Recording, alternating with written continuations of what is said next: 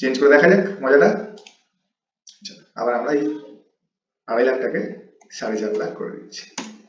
দেখো চলে গেল এদিকে।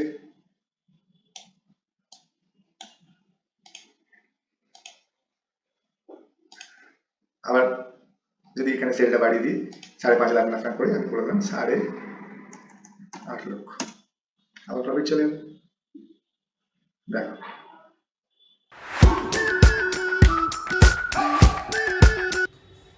নমস্কার, অধিরাজ ফিন একাডেমির আরেকটি ভিডিওতে আপনাদের সকলকে স্বাগত জানাচ্ছি। আগের ভিডিওতে আমি বলেছিলাম ট্রেডিং এবং পিএল অ্যাকাউন্ট কিভাবে বানাতে হয়, এবং আমি এও বলেছিলাম ট্রেডিং এবং পিএল অ্যাকাউন্ট এক্সেলে অটোমেটিক্যালি কিভাবে গ্রস প্রফিট বা গ্রস লস, নেট প্রফিট বা নেট লস কিভাবে এক্সেলে অটোমেটিক্যালি চেঞ্জ হবে সেটা আমি আজকে দেখাবো। তো দেখা যাক আজকের ভিডিও কেমন হয়। চলে আসুন আমার ল্যাপটপ স্ক্রিনে, দেখে নিই গ্রস প্রফিট এবং গ্রস লস কিভাবে অটোমেটিক্যালি চেঞ্জ হয় এক্সেল ফর্মুলার মাধ্যমে।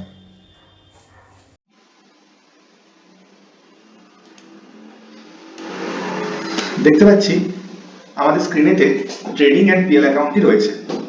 এবার দেখুন ট্রেডিং অ্যান্ড পিএল অ্যাকাউন্টে আমি একটা এখানে আগের দিন ঠিক যেভাবে করেছিলাম ঠিক সেই জিনিসটাই রয়েছে। Opening stock, sale, purchase, sales return করে যেটা দেখাচ্ছে সেটা হচ্ছে ডেবিট সাইডে টোটাল 4,45,000 টাকা, ক্রেডিট সাইডে টোটাল 5,90,000 টাকা। যারা আমার আগের ভিডিওটি দেখেছে তারা নিশ্চয়ই বুঝতে পেরেছে যে যদি ক্রেডিট সাইড ডেবিট সাইডের থেকে বড় হয় তাহলে সেটা হবে গ্রস প্রফিট। তাহলে এবার যদি কোনো কারণে প্রয়োজন হতেই পারে যে আমার সেই মাসে পারচেজটা বেড়েছে সেলসের থেকে, তো যদি আমি পারচেজটা বাড়িয়ে দিই তাহলে ধরুন পারচেজ এখানে রয়েছে 2,50,000 টাকা, আমি এটাকে করে দিলাম 4,50,000 টাকা।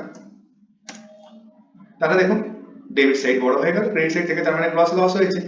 এইখানে কি আমি ফর্মুলা দিলে অটোমেটিক্যালি গ্রস প্রফিট এবং তার ভ্যালু, গ্রস লস এবং তার ভ্যালু অটোমেটিক্যালি চেঞ্জ হতে থাকবে। আজকের ভিডিওতে আলোচ্য বিষয় সেটাই। তো দেখা যাক কি করে এই ফর্মুলাটি আমরা বসাই। আমরা আবার আগের জায়গায় চলে যাই। আমি দেখতে পাচ্ছি ক্রেডিট সাইড ডেবিট সাইডের থেকে বড়। প্রথমে যেটা করতে হবে আমাকে ক্রেডিটের শুরুর যেখান থেকে হচ্ছে, আচ্ছা এইটা বলে দিই দুটো কলাম কেন করা হয়েছে। একটা হচ্ছে ইনার কলাম, একটা হচ্ছে আউটার কলাম। ইনার কলামের কাজ হচ্ছে যদি কোনো ওয়ার্কিং থাকে তাহলে ইনার কলামে সেই ওয়ার্কিংটি করে ফাইনাল ভ্যালুটি আউটার কলামে পুট করতে হয়। আর ঠিক সেম একই রকম ভাবে ডেবিট সাইডেও তাই, দেখুন একটা ইনার কলাম একটা আউটার কলাম, ইনার কলামে ওয়ার্কিং এবং আউটার কলামে ফাইনাল ভ্যালু। আমরা যখন এই ফর্মুলাটি ইউজ করব তখন কিন্তু আউটার কলামের উপর বেস করেই ফর্মুলাটি ইউজ করব।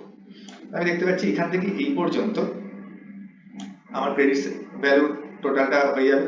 তো এইখান থেকে এই পর্যন্ত মানে সেল নাম্বার F3 থেকে সেল নাম্বার F8 পর্যন্ত আমি সিলেক্ট করলাম। করার পর এই যে অপশনটা আছে এই অপশনটার নাম হচ্ছে নেম বক্স। দেখুন আমার স্ক্রিনের একদম বাঁ দিকের উপরে।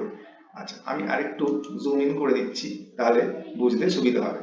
বাঁ দিকের একদম উপরে এই নেম বক্সের জায়গায় এসে আমি দিয়ে দেবো, নাম দেবো আমি ট্রেডিং এর ক্রেডিট সাইড, তাই দেবো TCR, ক্যাপস লক দিচ্ছি TCR। দেখুন আমি এখানে দিয়েছি TCR, ঠিক আছে, এন্টার মারব। আর ঠিক একই রকম ভাবে C3 থেকে C8 পর্যন্ত সিলেক্ট করব। একই রকম ভাবে এই বাঁদিকের নেম বক্সের জায়গায় গিয়ে একটা লেফট ক্লিক করব, ব্যাকস্পেস মেরে মুছে দিয়ে নাম দেব TDR, ট্রেডিং এ ডেবিট সাইড, সেই জন্য নাম দিলাম TDR, এন্টার মারব।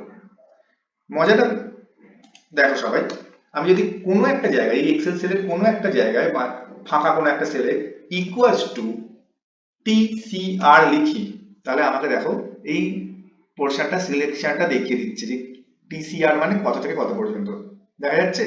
ইকুয়ালস টু TCR মানে দেখো এখানে হাইলাইট করে দিয়েছে। আবার যদি আমি এখানে লিখি ইকুয়ালস টু TDR তাহলে দেখো বাঁদিকের এই জায়গাটা হাইলাইটেড হয়ে গেছে।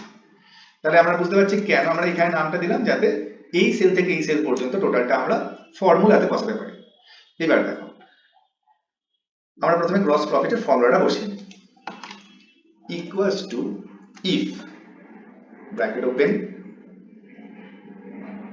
সাম of bracket open TCR bracket close greater than sum of TDR যদি sum of TCR greater than sum of TDR হয় তাহলে কি হবে, কমা দিয়ে, তাহলে গ্রস প্রফিট হবে। ক্রেডিট সাইড যদি ডেবিট সাইডের থেকে বড় হয় তো ন্যাচারালি গ্রস প্রফিট হবে। তো আমরা এখানে পুট করতে পারি গ্রস প্রফিট।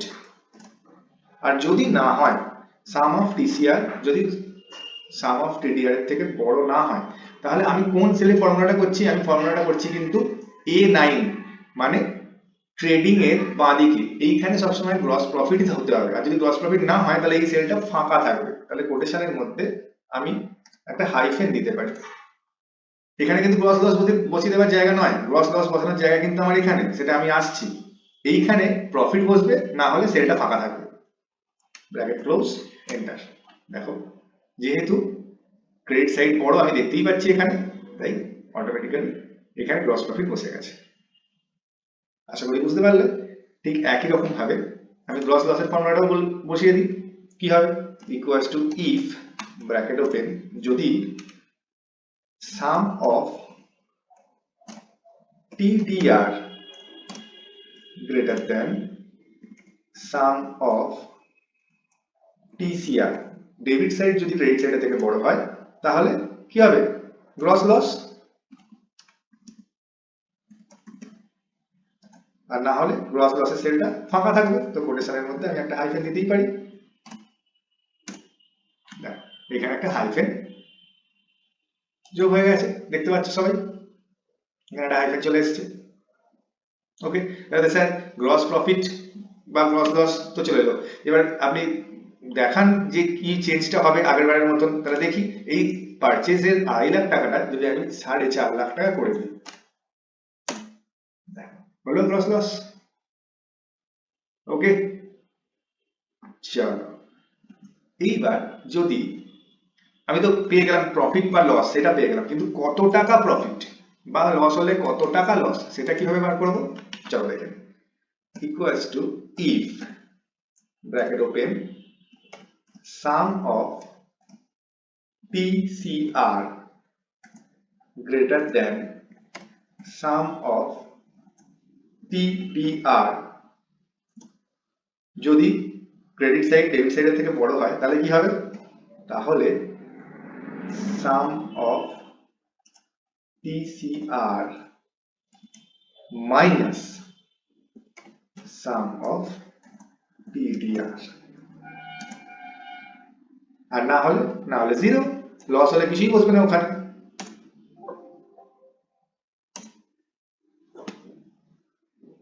ওকে, দেখো দুটো দিক মিলে গেল, কত টাকা প্রফিট এখানে দেখিয়ে দিচ্ছে।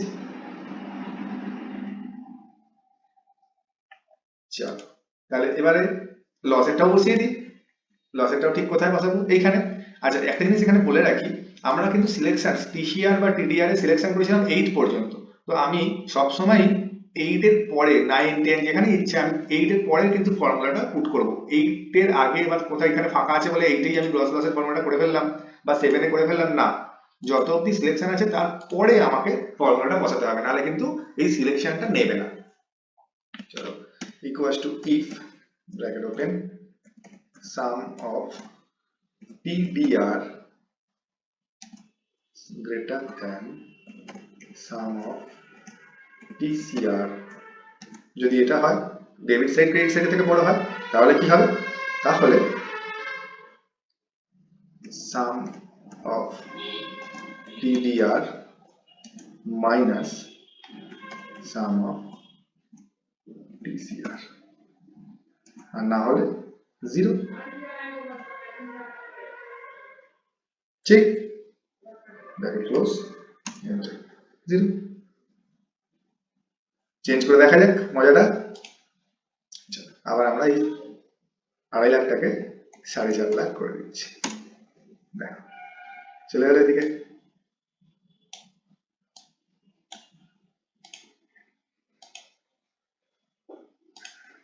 আবার যদি এখানে সেলটা বাড়িয়ে দিই 5.5 লাখ না করে আমি করে দিলাম 8.5 লক্ষ, আবার প্রফিট চলে গেল। দেখো আশা করি আজকের ভিডিওটি ভালো লেগেছে। কেরিয়ারে নিজেকে আপগ্রেড করতে এক্সেলের এরকম ছোট ছোট ফর্মুলা শেখাটা ভীষণই কার্যকারী হয়ে ওঠে। এই ধরনের আরও এক্সেল ফর্মুলা, ট্যালি, ইনভেস্টমেন্ট সংক্রান্ত যদি ইন্টারেস্টেড থাকে সাবস্ক্রাইব করুন অধিরাজ ফিন একাডেমি। সঙ্গে থাকুন, সুস্থ থাকুন। নমস্কার।